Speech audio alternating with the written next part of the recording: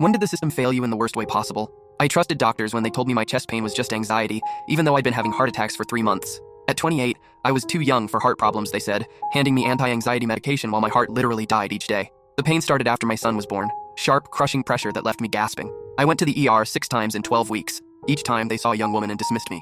New mom stress. Have you tried meditation? I begged for more tests. Explained my father died of a heart attack at 35, but they saw my age, my gender, and decided. One doctor laughed when I asked about heart problems. Women your age don't have heart attacks. The night I collapsed while feeding my baby, my husband drove me to a different hospital. The new doctor took one look at my EKG and went pale. You're having a massive heart attack, she said, rushing me to surgery. They found 3 completely blocked arteries. The damage was extensive. If I'd gotten proper treatment during those first visits, my heart could have been saved. Instead, I now live with permanent heart failure at 28. My cardiologist told me this happens to women constantly. The medical system was built by men, for men. I learned that being your own advocate isn't enough when the system is designed to ignore your voice. Sometimes you have to scream just to be heard, and even then, it might be too late.